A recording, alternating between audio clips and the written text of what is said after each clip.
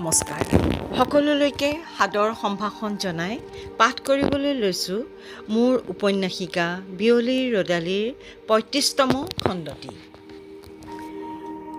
বিমল চৌধুৰীৰ ড্ৰাইভাৰ নিপুণক ৰিমজিমে উভতাই পঠালে।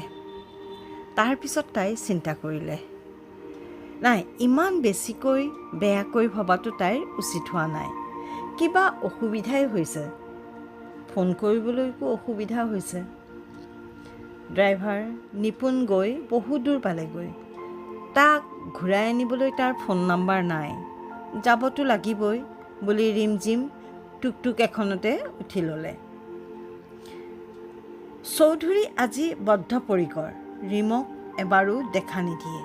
সেয়ে ঘৰলৈ যোৱাটো বাদ দি অফিচলৈকে লাঞ্চ অৰ্ডাৰ কৰি অনাই ল'লে। মনে অকণো মনা নাই, কিন্তু বিবেকে কৈ আছে, ঠিকেই কৰিছা, নাযাবা। খোৱাৰ ইচ্ছা একেবাৰে নাই যদিও চৌধুৰীয়ে লাঞ্চ পেকেটটো খুলিবলৈ লওঁতেই মোবাইলটো বাজিল। ৰিম হ'ব পাৰে, নাচালে। আকৌ ৰিং হ'ল। চাই দেখে ড্ৰাইভাৰৰ ফোন। তেওঁ ৰিচিভ কৰিলে। হেল্ল' ছাৰ, মোৰ এক্সিডেণ্ট। হেল্ল'। চৌধুৰীৰ মূৰত যেন সৰগ ভাগি পৰিল। ৰিম যেনেকৈ আছিল তেনেকৈয়ে সকলো মহতিয়াই চৌধুৰীৰ বাহিৰলৈ দৌৰ মাৰিলে। দেখা পাই কানুও পিছে পিছে গ'ল। বাবা, কি হ'ল? খুৰা, এক্সিডেণ্ট, মোৰ চব শেষ হৈ গ'ল, শেষ। কানুৱে একো বুজি নাপাই ক'লে, ৰ'বা, মই গাড়ী উলিয়াইছোঁ, একো নহয়। শেষ খুৰা, মোৰ সকলো শেষ। কানুৱে গাড়ী চলাইছে। চৌধুৰীয়ে মূৰত হাত দি চিটত পৰি আছে, একেবাৰে বিধ্বস্ত ৰূপ। কানুৱে লাহেকৈ সুধিলে, এতিয়া কোৱাচোন কি হ'ল? খুৰা, ড্ৰাইভাৰে ফোন কৰিছিলে, একেবাৰে সেহাই এক্সিডেণ্ট হৈছে বুলি। গাড়ীত ৰিমো আছিল, তাইৰ মাত নাই। কানুৱে বুজনিৰ সুৰত ক'লে, ৰ'বা, তাইৰ একো নহ'বও পাৰে, পিছৰ চিটতহে বহিছিল চাগৈ। সেইটো হ'লেই হয় খুৰা, নহ'লে তাইৰ যদি কিবা এটা হয়? একো নহয়। শিলনী ব্ৰাঞ্চলৈ ২ ফাৰ্লংমান থাকোঁতেই চৌধুৰীয়ে তেওঁৰ গাড়ীখন দেখা পালে। ৰাস্তাৰ কাষৰ গছ এজোপাতে খুন্দা মাৰি ৰৈ আছে। ওচৰে পাজৰে গোট খোৱা মানুহে ক'লে, গাভিনী গৰু এজনীক বচাবলৈ গৈ খুন্দা মাৰিলে। ড্ৰাইভাৰ চেঞ্চলেছ, কঁপালত বৰ বেয়াকৈ দুখ পাইছে। গাড়ীত আৰু কোনোবা আছিল নে নাই জানিব নোৱাৰি চৌধুৰী পাগলৰ দৰে হ'ল। সকলোৰে একেই কথা, দূৰৰ পৰাহে দেখিছে, বহুত দেৰিৰ পাছতহে আহিছে। কোনোবা আছিল যদিও নেদেখিলে। কানুৱে শিলনীৰ অফিচলৈ ফোন কৰি গম পালে ৰিমজিম অফিচৰ পৰা গাড়ীতে আহিছিল। তাকে শুনি চৌধুৰীয়ে ক'লে, খুৰা, মই তাইক আঁতৰাব বিচাৰিছিলোঁ বাবে তাইয়ে মোক এৰি গুচি গ'ল। কানুৱে লাহেকৈ ক'লে, ধৈৰ্য ধৰা বাবা, সেইবোৰ একো নহ'বও পাৰে। কানুৱে লৰালৰিকৈ চুমুলৈ ফোন কৰিলে। হেল্ল' চুমু, ৰিমজিম পালেগৈনে? চুমুৱে ক'লে, নাই খুৰা, তাইক ইয়াতে লগ পাম বুলি আহিছিলোঁ। তাই অফিচত সোমাল যেন পাইছোঁ। ককাইদেউৰ লগত আহিব পাৰে। হ'ব পাৰে, ৰাখিছোঁ। কানুৱে ভাবিলে, ক'লৈ যাব পাৰে বাৰু ছোৱালীজনী? ইফালে ৰিমে ঘৰ পাই দেখিলে দুৱাৰত তলা। আই আৰু চুমু বা চাগৈ ছাৰৰ ঘৰলৈকে গৈছে। আটাও নাই। তাই কি কৰিব এতিয়া? মোবাইলটোতো চাৰ্জ শেষ হ'ল। আজি দিনটোৱে বেয়া। কি কৰে তাই এতিয়া? চৌধুৰী আলয়লৈকো যাবলৈ মন যোৱা নাই, কিন্তু ভোক লাগিছে। ইটো ফ্লেটৰ ৰুণী বাইদেউৰ তালৈকে যাব নেকি? নাই, নোৱাৰি। কালি বহুত দিনৰ মূৰত ভিনদেউ আহিছে, নোৱাৰি যাব। তেন্তে ক'লৈ যাব? অন্ততঃ মোবাইলটোত অলপ চাৰ্জ দিব পৰা হ'লে। ৱাচমেন দুটোৰ কোৱাৰ্টাৰলৈকে যোৱা যাওক। ভনীয়েক নীলা ঘৰতে আছে নিশ্চয়। ইফালে আইন অনুযায়ী পুলিচক খবৰ দিয়া হ'ল। ড্ৰাইভাৰক কানুৰ গাড়ীতে তুলি চিভিল হস্পিটেললৈ লৈ যাবলৈ লওঁতে চৌধুৰীয়ে পুলিচক ৰিমজিমৰ কথা ক'ব খুজিছিল। কানুৱে বাধা দিলে। তেতিয়াহে খুৰাকৰ গাত ধৰি ক'লে, খুৰা, কি কৰিম, ক'ত বিচাৰিম? ময়ো নাথাকোঁ খুৰা। কানুৱে ক'লে, বাবা ঘৰলৈ ব'লা, মই আছোঁ, চিন্তা নকৰিবা। নাই নাই, মই নাযাওঁ, কেনেকৈ যাম? কানুৰ মোবাইলত ৰিং হ'ল। চুমুৱে কৰিছে চাগৈ। নধৰিবা খুৰা। কি ক'বা? ৰিম নাই, ৰিম হেৰাই গ'ল। কি ক'বা? গাড়ীৰ পৰা ৰিমলৈ বাৰে বাৰে ফোন কৰি ছুইচ অফ পাই ৰওঁতে চৌধুৰীয়ে তেওঁৰ মোবাইলটো দলিয়াই দিছিল। ছিটৰ তলত পৰি বন্ধ হৈ গৈছিল। সেয়ে ৰিমে চৌধুৰীক ফোনত নাপাই কানুলৈ কৰিছিল। কানুৱে বাবাৰ কথা মতে কলটো নধৰিলে যদিও পিছত চাই দেখিলে সেইটো ৰিমৰ কল আছিলে। বাবা, ৰিম কি? চৌধুৰীয়ে কানুৰ ফোনটো থপিয়াই লোৱা দি লৈ ৰিমলৈ লগালে। ৰিম, মোক মাৰি পেলাইছা তুমি। তাই ভয়েৰে ক'লে, ছাৰ কি হৈছে ছাৰ?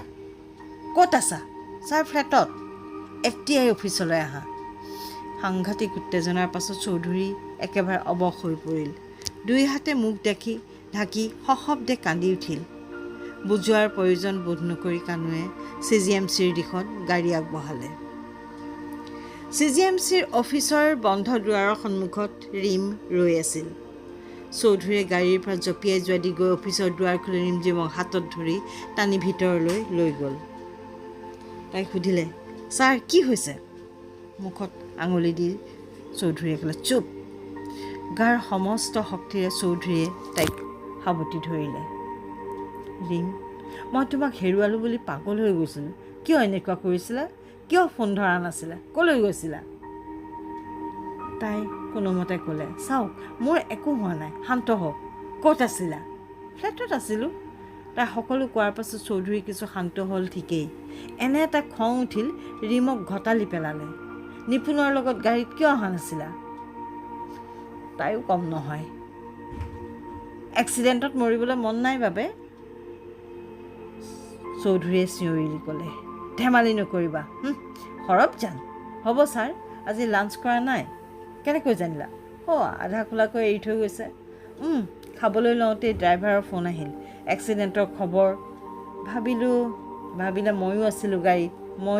চুপ, সেইবোৰ নক'বা। আপুনি যাম বুলি কৈ নোযোৱা বাবে খঙতে গাড়ীত নাহি টুকটুকত আহিলোঁ। মোবাইলৰ বেটেৰীৰ চাৰ্জ শেষ হোৱা বাবে ফোন কৰিব পৰা নাই। ৱাচমেনৰ ঘৰত ফোনটো চাৰ্জত লগাই আপোনালৈ ফোন কৰিছোঁ, ধৰা নাই। হ'ব, বৰ ভয় খালোঁ বুজিছা। চৌধুৰীয়ে মৰমতে সাৱটি ধৰিলে ৰিমক। বুকুৰ ধপধপনি এক হৈ গ'ল দুয়োৰে। সন্ধ্যাৰ আধা আলো আধা ছায়াৰ মাজত ৰিমঝিম আৰু বিমল চৌধুৰীৰ হৃদয়ে যি সোণালী পথ সূচনা কৰিলে, তাৰ বাবেই যেন ৰৈ আছিল নিয়তি। ধপধপাই উৰি গ'ল চুঙা বাদুলিৰ জাক। তাই লাহেকৈ ক'লে, ব'লক, বাহিৰত কানুখুৰা ৰৈ আছে। অনিচ্ছাৰে দুহাতৰ আবেষ্টনীৰ পৰা মুক্তি দিলে ৰিমঝিমক। চৌধুৰীৰ এই হৃদয়স্পৰ্শী আলিংগনত আছে জানো শাৰীৰিক আকাংক্ষী মানুহৰ লালাসা? ৰিমঝিমৰ সমগ্ৰ শৰীৰতে প্ৰবাহিত হৈছে সহজ আৰু উদাৰ স্নেহৰ ফলগু। আলিংগনত সমৰ্পিত হ'ল শৰীৰ নহয়, মনৰ সমস্ত ব্যথা। এখোজ দুখোজকৈ চৌধুৰীক হাতত ধৰি ৰিমঝিম বাহিৰলৈ ওলাই আহিল। দূৰত গাড়ীত ভেজা দি কানুখুৰা ৰৈ আছে। খং, বেজাৰ, হতাশাত জৰ্জৰিত হৈ কানুৰ মৰমৰ বাবাই টানি নিছিল ৰিমঝিমক CGMCৰ ভিতৰলৈ। আৰু এতিয়া তাৰ বিপৰীতে সি দেখিছে শান্ত বাবাক হাতত ধৰি তাই উলিয়াই আনিছে। বাহ, নাৰী কি চমৎকাৰ! গঢ়িবও পাৰে, ভাঙিবও পাৰে। প্ৰেমত ঘূৰিছে ভূমণ্ডল, প্ৰেমত ফুলিছে শতদল। কানুৰ নিৰলালৈ মনত পৰিল, সেয়াও যে নাৰীৰে এক ৰূপ। কি কদৰ্য, কি ভয়ানক! অজানিতে তাৰ নিম্নাংশলৈ হাত গ'ল। আজি অত বছৰ পাৰ হৈ গ'ল, তথাপি পাহৰিব পৰা নাই সেই যাতনা। কৈশোৰ আৰু যৌৱনৰ দুৱাৰদলিত থিয় দিয়া ল'ৰাটোৱে হজম কৰিবলগীয়া হোৱা যৌনতাৰ জিঘাংসা। নাৰী বুলিলেই সেই ছবিখন মনলৈ আহে। সি বহু দূৰলৈ পলাই যাব খোজে, নাৰীৰ পৰা বহু দূৰলৈ। মাহীমাক নিৰলাই দিয়া গেলা ঘাৰ ওপৰতে সান খাইছিল আকৰি ভনীয়েকৰ বখলা বখল মঙহৰ চেকা। সেই কজলা পুতি গন্ধময় খালৰ পৰা ওপৰলৈ উঠিবলৈ চেষ্টা কৰিয়েই চৌধুৰীয়ালৈ পাইছিলহি। কিন্তু নিয়তি সন্তুষ্ট নহ'ল কানুৰ ওপৰত। বুলি আৰু অসীমৰ অকৃতজ্ঞতা আৰু স্বাৰ্থপৰতাই খুচি কাটি কানুৰ পুৰণি ঘাঁ টুকুৰা বেছিকৈ ঘেলঘেলীয়া কৰি তুলিলে। ৰিমজিম চুমু আৰু নিবেদিতা দেৱীয়ে দেখুৱালে কানুক নাৰীৰ মমতাময়ী ৰূপ। বহু সংকোচ সন্দেহৰ জপনা অতিক্ৰম কৰি আহিহে আঁকোৱালি ল'ব পাৰিছে এই মমতাময়তা। জোহৰী চকুৰে বাৰে বাৰে চাকি চাইছে সেই নিৰংকুশ স্নিগ্ধ মমতা। ৰিমৰ সৰলতা, চুমুৰ আত্মীয়তা আৰু নিবেদিতা দেৱীৰ মাতৃত্বই খহাই পেলাইছে কানুৰ সন্দেহ আৰু ঘৃণাৰ ওখ দেৱাল। খুৰা, খুৰা, চৌধুৰীয়ে দুবাৰমান মাতিলে। খুৰা, ব'লা ঘৰলৈ যাওঁ। কানু যেন গভীৰ টোপনিৰ পৰাহে সাৰ পালে, বিস্ময়েৰে তেওঁলোকলৈ চাই ৰ'ল। চৌধুৰীয়ে আকৌ ক'লে, খুৰা, মই ঠিক আছোঁ খুৰা। কানু সাৰ পোৱাৰ দৰে ক'লে, ব'লা যাওঁ। নীৰৱে কানুৱে গাড়ী চলাইছে। কাষতে চৌধুৰীয়ে চিটত আউজি দিনটোত ঘটি যোৱা ঘটনাবোৰকে পাগুলি আছে। ৰিমৰ উভহা খংটোৰ বাবেই যে আজি বাচি গ'ল। ড্ৰাইভাৰে ছিট বেল্ট লগাইছিল বাবে কপালত দুখ পোৱাটোতে ৰ'ল। কিন্তু ৰিমৰ কি হ'লহেঁতেন? আৰু ৰিম আসন্ন হৈ আছে চৌধুৰীৰ আলিংগনৰ সুবাসত। কিয় জানো অনুভৱ হৈছে তাই যেন এক পূৰ্ণাংগ নাৰী হৈ গ'ল। এক অনন্য মায়াবী সুষমাৰে উপচাই দিলে তাইৰ হৃদয়, মন, মগজুৰ। আকাংক্ষিত পুৰুষজনে পুৰুষটো নহয়, এক স্বৰ্গীয় সত্তা, প্ৰেমৰ কায়াহীন ছায়া। চৌধুৰীহঁত যেতিয়া চৌধুৰীয়ালয়ৰ দুৱাৰদলিত ভৰি থৈছিল, তেতিয়া সন্ধ্যা ৰাতিৰ কোলাত থিতাপি ল'বলৈ আগবাঢ়িছিল। চাৰিখনকৈ প্ৰস্তকাতৰ মুখে আগুচি ধৰিছিল তেওঁলোকক। ভিতৰৰ পৰা শান্তিবায়ু দৌৰি আহিছিল। কিন্তু খুৰাইক সকলো ক'ব বুলি ফ্ৰেছ হ'বলৈ চৌধুৰী নিজৰ ৰুমলৈ গ'লগৈ। ৰিমে শান্তিবাক লৈ পাকঘৰলৈ গ'ল। চৌধুৰীয়ে ফ্ৰেছ হ'বলৈ যাওঁ বুলি আহি বিচনাতে ওপৰমুৱাকৈ পৰি ৰ'ল। বুকুখন খেপিয়াই ধপধপনিটোৰ উমান ল'লে। কি এক বিচিত্ৰ আড়স্ততাই তেওঁক গ্ৰাস কৰি আনিছে। একো কৰিবলৈ মন যোৱা নাই। মাথো টোপনিৰ আলজালৰ দৰেই সেই মায়াবী স্পৰ্শত ওপঙি ফুৰিবলৈ মন গৈছে বিমল চৌধুৰীৰ। আজি কিছুদিনৰ পৰা চৌধুৰীৰ মগজুত এটা বাক্যই ক্ৰিয়া কৰি আছে, বয়স। সময় আৰু দূৰত্ব মাথো এক ইলিউজন। চিন্তা কৰিও আঁত উলিয়াব নোৱাৰে। স্বপ্ৰতাৰণা নহয়তো।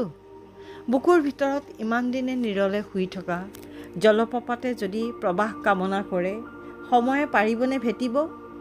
সকলো যুক্তিৰ ওপৰেৰে বৈ যায় উদাসী সন্ধ্যাৰ বাসনা। ছাৰ, আপুনি এতিয়াও ফ্ৰেছ হোৱা নাই? দূৰ অনন্তৰ পৰাহে যেন নিনাদিত হৈছে ৰিমৰ মাত। চৌধুৰীয়ে ঠাৱৰ কৰিব পৰা নাই নিজৰ অস্তিত্ব। কেওফালে যেন শূন্যতা, মাথো এষাৰি মাত। ছাৰ, আপোনাৰ গা বেয়া লাগিছে নেকি? নাই, ঠিক আছে। ঠিক আছে? গোটেই দিনটো একো খোৱা নাই, কেনেকৈ ঠিক থাকিব? চৌধুৰীয়ে একো নামাতিলে। ৰিমৰ এই মহিলা লগা ব্যৱহাৰটোৱে তাইক অচিনাকি কৰি তুলিছে। এইটো তেওঁ অকণো বিচৰা নাই। ৰিমে আকৌ মাতিলে, ছাৰ, আকৌ টোপনি গ'ল নেকি? কিন্তু মই আপোনালৈ চুপ আনিছোঁ, খাই লওক। শান্তিবায়ে ডিনাৰ ৰেডি কৰিলেই। হ'ব, থৈ যোৱা, পাছত খাম। নহ'ব, আপুনি খালেহে মই যাম। এইবাৰ চৌধুৰীয়ে টানকৈ ক'লে, প্লিজ গো। চৌধুৰীৰ মাতটো টান হ'লত তাই অলপ আচৰিত হ'ল। কি হ'ল হঠাতে? নিশ্চয় গা বেয়া লাগিছে। কিন্তু কি কৰে তাই? ওচৰলৈ গৈ চাবলৈ নে খুৰাকে মাতিব? কি কৰিম কি নকৰিম ভাবি ভাবি তাই এখোজ দুখোজকৈ চৌধুৰীৰ ফালে আগবাঢ়িল। কপালত হাত দি চালে। ঘামি একেবাৰে টেপটেপীয়া হৈ গৈছে। গৰম যি পৰিছে ঘামিবই। এতিয়াহে হুঁচ আহিল। AC বা ফেন এটাৰো ছুইচ দিয়া হোৱা নাই। ৰিম'টটো আনি AC-টো চলাই দিলে। ৰিম, তুমি যোৱা, মই গৈ আছোঁ। অচিনাকি ৰিমজনীক সহ্য কৰিব পৰা নাই চৌধুৰীয়ে। বিচৰাখিনি একেবাৰে সুকীয়া, যিটো তেওঁৰ নিজৰ ওচৰতো স্পষ্ট নহয়। চাওঁতে চাওঁতে শ্যামলিমা দ্য প্ৰেজেণ্টেশ্যন অৱ সেউজ সূতা অনুষ্ঠানটোলৈ আৰু মাজত 2টা দিন বাকী আছে। কিন্তু চুমুৰ এনে লাগিছে বহুবাৰম্ভে লঘুক্ৰিয়া। আৰম্ভণিতে ইমান উৎসাহ দেখা গৈছিল, এতিয়া যেন সেই উৎসাহ স্তিমিত হৈ আহিছে। কৰিব লগা কাৰণেই যেন কৰি গৈছে, ক'ৰবাত কিবা এটা হৈছে, সেইটো ঠিক। যিয়েই নহওক অনুষ্ঠানটোতো হ'বই লাগিব। CGMCৰ ভৱিষ্যত নিৰ্ভৰ কৰিছে, ৰীম আৰু ককাইদেউৰ সপোন নিৰ্ভৰ কৰিছে। গাড়ীখনে এজোপা গছত খুন্দিয়ালে, ড্ৰাইভাৰ আহত হ'ল, বৰ্তমান হস্পিটেলত। এইটো এটা এক্সিডেণ্ট। ৰীম গাড়ীখনত অহা নাছিল, সেইবাবে বাচি গ'ল, সেইটোও এটা এক্সিডেণ্ট। কিন্তু চুমুৰ মনত এনে ভাৱ হ'ল যে এই এক্সিডেণ্টৰ সমান্তৰালভাৱে ককাইদেউ আৰু ৰীমৰ মাজতো কিবা এটা ঘটি গ'ল, যিটো এজনেও ভালকৈ বুজি উঠা নাই। হয়, প্ৰেমত এনে হয়েই। প্ৰেমটোতো ভঙা পতাৰেই খেল হৃদয়ৰ। তথাপি পানীচুক আৰু শিলনীৰ ইমানখিনি মানুহৰ আশাসুধীয়া প্ৰচেষ্টা সাকাৰ হোৱাৰ সন্ধিক্ষণত ককাইদেউৰ এনেধৰণৰ অমনোযোগিতা চুমুৱে কেতিয়াও সহজভাৱে মানি ল'ব নোৱাৰে। তাই ঠিক কৰিলে ৰীম আৰু ককাইদেউৰ লগত বেলেগে বেলেগে কথা পাতিব, যদিও আনৰ ব্যক্তিগত কথাত সোমাবলৈ তাইৰ সংস্কাৰে বাধা দিয়ে। আগতে ইমান ডাঙৰ ইভেণ্ট এটালৈ প্ৰথমবাৰৰ বাবে আগবাঢ়িছে। কিমান যোগাৰ, কিমান কাম বাকী আছে। লিডিং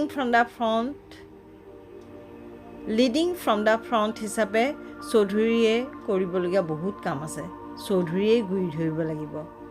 সকলোবোৰ তেওঁৰ মনত আছে, অথচ ভিতৰৰ মানুহটোৱে তেওঁক উৎসাহ যোগাব পৰা নাই। কি হৈছে? ৰীমক আন্তৰ্জাতিক প্ৰেক্ষাপটত দাঙি ধৰিব লাগিব।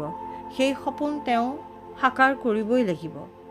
তথাপি ৰীমক তেওঁ বিচাৰে আপোচবিহীন, সাহসী, স্পষ্টবাদী হিচাপেহে। সকলো সময়তে তেওঁৰ কেয়াৰ লোৱা মহিলা হিচাপে নহয়। ৰীমৰ সামান্যতমো তুচ্ছতা চৌধুৰীৰ সহ্য নহয়। কিন্তু এজনী বিবাহযোগ্য ছোৱালীৰ বাবে এয়া হোৱাটোৱেই স্বাভাৱিক। ৰিমজিমে নিবেদিতা দেৱী বা বিনীতা দলেৰ বাটেৰেই বাট বুলিব লাগিব। পতিৰ দৈহিক প্ৰেমেৰে এগৰাকী সম্পূৰ্ণ নাৰী হোৱাৰ, এগৰাকী মাতৃ হোৱাৰ পূৰা অধিকাৰ আছে তাইৰ। তেন্তে চৌধুৰীৰ কি অধিকাৰ আছে তাইক বাধা দিয়াৰ? নিদিয়ে। ৰীমক তেওঁ মনৰ পৰাই মুক্তি দিব। তাই সুখী হ'ব, তাতেই তেওঁৰ প্ৰেম সফল হ'ব। চৌধুৰীয়ে বুজি পোৱা নাই তেওঁৰ দুবিধাটো ক'ত। যিদৰে তেওঁ 100% ভাৰ্জিন, ঠিক তেনেদৰেই সক্ষমো। তথাপি নিবিচাৰে ৰীম তেওঁৰ পত্নী হওক। অথচ চকুৰ আঁতৰ হ'লেই তেওঁ কেওফালে আন্ধাৰ দেখে। তেন্তে তাই কি নামেৰে তেওঁৰ হৈ থাকিব? নাই, তেওঁ আৰু ভাবিব নোৱাৰে। প্ৰগ্ৰেমটোৰ পাছত হিতেন শৰ্মাক ৰীমক বিয়া দিয়াৰ কথা ক'ব লাগিব। ৰিমজিমে চাদত ৰৈ জোনাক চাইছে। টিপটিপাই থকা তৰা দুটিৰ লগত নীৰৱে কথা পাতিছে। এয়া তাইৰ বিলাস। সৰুকালৰ পৰাই তাইৰ এই জোনাকৰ জগতখন বৰ আপোন। আজি তাই জোনাকৰ স্নিগ্ধতাত থিয় হৈও এজাক জুইৰ বৰষুণত তিতি জুৰুলি জুপুৰি হৈছে। তাইৰ শৰীৰৰ প্ৰতিটো অংশই চটফটাইছে এচাটি শীতল স্পৰ্শৰ বাবে। তাই বুজি পোৱা নাই কিহৰ তৃষ্ণাই তাইৰ ডিঙি শুকুৱাই পেলাইছে। কাকো ক'ব নোৱাৰা এই যাতনাৰ উপশম ঘটিবনে? কলেজৰ পৰা যোৱা এক্সকাৰ্ছনটোলৈ ৰিমজিমৰ মনত পৰিল। সকলোৰে লগত হাঁহি ফূৰ্তি কৰিলে বহু কথা শিকাটো সহজ হয় বুলিয়েই তাইক আটাকে জোৰকৈ পঠাইছিল। সিহঁত দিল্লীলৈ গৈছিল। ৰাজধানীৰ চুক কোণ চীনা পৰিচয় হোৱাৰ পাছত পুৰণি দিল্লীলৈ গৈছিল। সকলো ল'ৰা ছোৱালীয়ে যেতিয়া উচ্চস্বৰে হাঁহি মাতি উৎপাত ফূৰ্তি কৰে, তেতিয়া তাইৰ নিজকে আপাহিজ যেন লাগে। কি কথাত, কিয় হাঁহিছে তাই বুজিকে নাপায়। বৰ অকলশৰীয়া অনুভৱ হয়। অৱশ্যে সেই নিসংগ অনুভৱ তাইৰ সদায়েই আছিল। কিন্তু CGMCত সোমোৱাৰ দিনৰ পৰাই, মানে চৌধুৰী ছাৰৰ মুখামুখি হোৱাৰ দিনৰ পৰাই সি দূৰ হৈছিল অকস্মাতে। পুৰণি দিল্লীৰ দেৱানিয়ামৰ সেউজ বাকৰিত যেতিয়া ৰিমজিমহঁত উপস্থিত হৈছিলগৈ, ৰান্ধনী বেলিৰ সুমথিৰা বৰণীয়া ৰ'দে সোণালী কৰি তুলিছিল চৌপাশ। এজন চুফী গায়কে গান গাই আছিল একতাৰা ধৰণৰ এখন বাদ্য লৈ। সকলো খিকিন্দালি কৰি আগবাঢ়ি গৈছিল মনুমেণ্টটো চাবলৈ। তাই ৰৈ গৈছিল চুফী গীতৰ মায়াত বন্দী হৈ। গায়ক